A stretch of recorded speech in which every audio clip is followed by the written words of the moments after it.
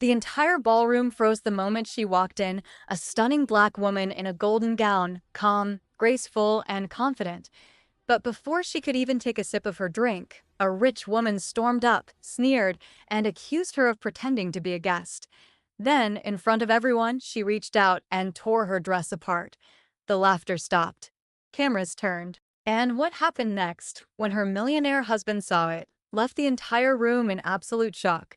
If you're part of the Black Visionaries family, hit that like button right now and subscribe for more jaw-dropping stories like this one. The music was soft, the chandeliers glowing, and the ballroom filled with perfume, laughter, and pride.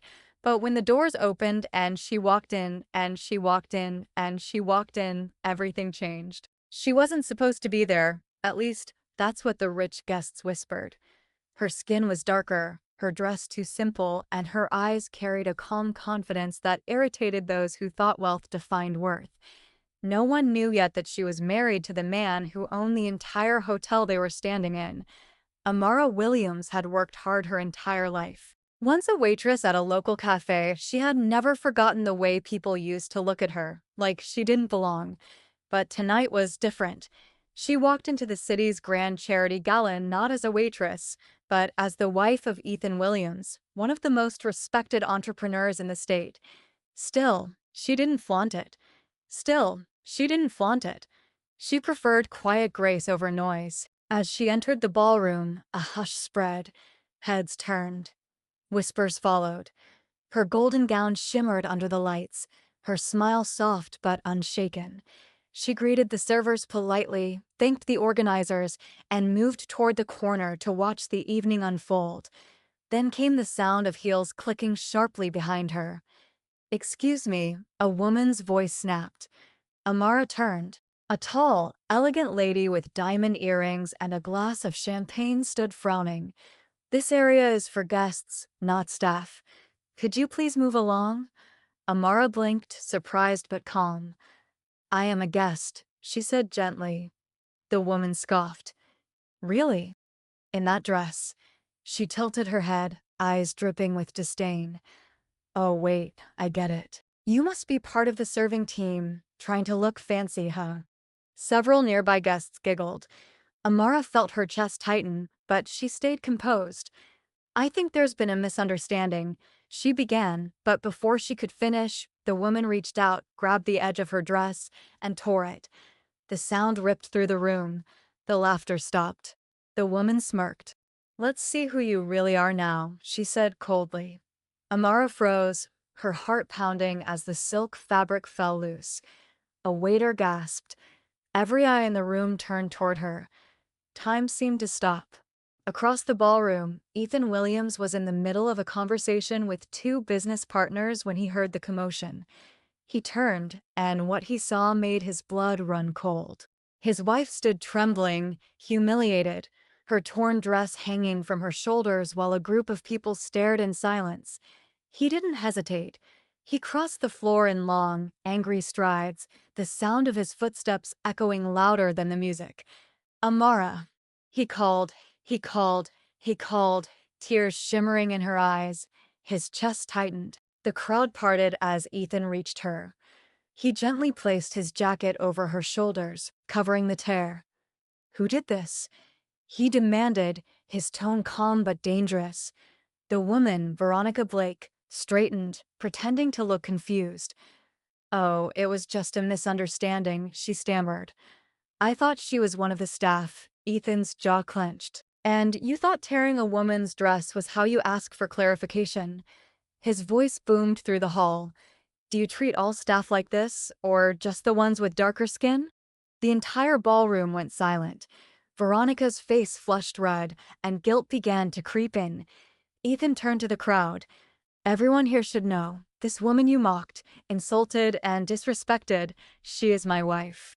And you've just proven what kind of people I'm standing among tonight." Gasps filled the air. Whispers spread like wildfire. Cameras began flashing. Veronica's lips parted in shock, but no words came out. Amara took a slow breath, her hands trembling as Ethan guided her away from the center of the room. The hotel staff rushed to assist, horrified by what they had seen. One of them, an older woman who had once worked with Amara back when she was a waitress, whispered, "You didn't deserve that, honey. You've always been kind. You've always been kind." Ethan turned to the event manager. "Cancel the rest of the night," he said firmly. "This gala is over." Within minutes, the lights dimmed, the band stopped playing, and people began filing out quietly, most of them ashamed, some pretending not to care. Veronica tried to apologize, but Ethan ignored her. When they reached the car, Amara finally broke down. "I didn't want to cause a scene," she whispered. "I just wanted to enjoy the evening with you." Ethan pulled her close. "You did nothing wrong," he said softly. "You've been strong your whole life, and you don't owe anyone an explanation. People like her only see skin, not soul." She closed her eyes and cried against his shoulder. For her, it wasn't just about the torn dress. It was about years of being underestimated, disrespected, and labeled for something she never chose. But she didn't know Ethan had already decided something that would turn the humiliation into poetic justice. The next morning, every major newspaper and social media page had the story. "Racist incident at Millionaire's gala. Host's wife humiliated by guest." The headlines spread like wildfire. Photos from the night, Veronica tearing Amara's dress, Ethan covering her with his jacket, were everywhere. Ethan refused to stay silent. He released a statement. "No woman should ever be judged by the color of her skin or the brand of her dress. My wife is the strongest person I know, and I stand with her." The internet exploded in support. People demanded accountability. Influencers, journalists, and activists praised Amara's grace and Ethan's defense of her dignity. Meanwhile, Veronica's company faced massive backlash. Within days, sponsors cut ties, and the board suspended her indefinitely. A week later, she showed up at Ethan's office, begging for forgiveness. "I didn't mean it that way," she pleaded. "It was a mistake. Please, help me fix this." Ethan looked at her coldly. "You didn't just tear a dress, Veronica. You tore your own reputation apart. And for people like you, that's the price of arrogance." He turned away, leaving her speechless. Months passed. Amara healed, slowly but strongly. She decided to start a new foundation for young women of color working in hospitality, to give them the opportunities she never had. Ethan funded it entirely, calling it the Golden Thread, symbolizing the dress that was torn that night and how she turned pain into purpose.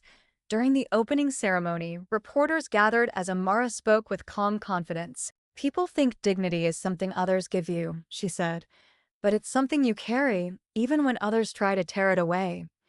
Ethan stood beside her, proud beyond words. The crowd erupted in applause. Later that evening, as they walked together under the soft city lights, Ethan smiled at her.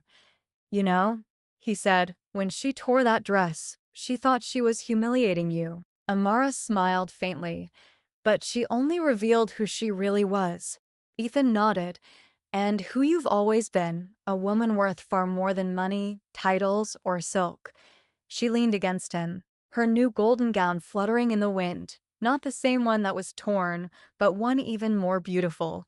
Because now, every stitch carried a story of strength, dignity, and love. Sometimes, the richest hearts belong to the ones the world once tried to look down on.